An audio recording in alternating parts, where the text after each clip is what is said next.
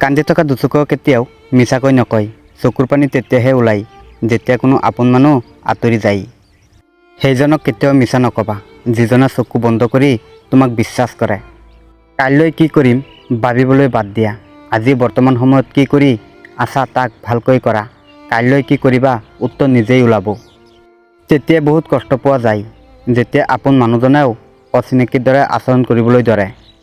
যাৰ খং বেছি তেওঁৰ জীৱনত কোনো নাথাকে, কাৰণ স্বাৰ্থপৰ সমাজত তুমি যদি সঁচাটো মুখামুখিকৈ কোৱা তোমাৰ পৰা সকলো আঁতৰি যাব, কিয়নো সঁচালৈ বহুতে ভয় কৰে।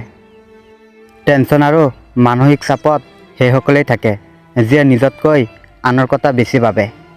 যিয়ে তোমাক বিশ্বাস কৰে তেওঁক নঠগিবা। যিয়ে তোমাক ভাল পায় তেওঁৰ সুযোগ নল'বা। যিজনক তোমাৰ ভৱিষ্যতে প্ৰয়োজন হ'ব তেওঁক ব্যস্ততা নেদেখুৱাবা।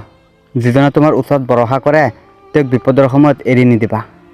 সেইজনৰ বাবে কেতিয়াও দুখ নকৰিবা যিয়ে তোমাক বুজি নাপায়, কাৰণ তেওঁ তোমাৰ মুখৰ কথা বুজি নাপায় মনৰ কথা কি বুজিব। পানীত পৰি মানুহৰ মৃত্যু নহয়, মানুহৰ মৃত্যু হয় সাঁতুৰিব নজনাৰ বাবে। একেদৰে জীৱনত সমস্যাৰ সৃষ্টি নহয়, সমস্যা তেতিয়া হয় যেতিয়া মানুহে পৰিস্থিতিৰ লগত যুঁজিব নাজানে। প্ৰয়োজনত মনত পেলোৱাজন অথবা প্ৰয়োজনত শেষ হ'লে আঁতৰি যোৱাজন কোনো প্ৰকাৰেই আপোন হ'ব নোৱাৰে। আপোন পৰ বুলি ক'বলৈ কোনো নাই। জীৱনত সকলো অস্থায়ী, আজি আছে কাইলৈ নাই। মানুহক চেহেৰা আৰু কাপোৰৰ দ্বাৰা চিনিব নোৱাৰি, মানুহক চিনিব পাৰি কৰ্ম আৰু মানসিকতাৰ দ্বাৰা।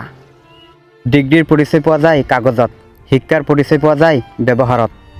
সময়ৰ লগে লগে যিবোৰ মানুহ সলনি হৈ যায় সেইবোৰ আচলতে মানুহ নহয়, সেইবোৰ এখন এখন কেলেণ্ডাৰ। জীৱনত এনে এজন ব্যক্তিৰ খুব প্ৰয়োজন যিয়ে আপোনাৰ কথা মনোযোগেৰে শুনিব, সময় অতিবাহিত কৰিব, বিপদৰ সহায় কৰিব, নোৱাৰিলেও কাষত থিয় দিব।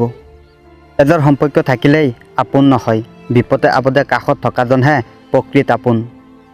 নমস্কাৰ মৰমৰ বন্ধু বান্ধৱীসকল, তোমালোকে যদি এতিয়া চেনেলটো ছাবস্ক্ৰাইব কৰা নাই প্লিজ ছাবস্ক্ৰাইব কৰি দিয়া আৰু লগতে এটা লাইক কৰি দিয়া।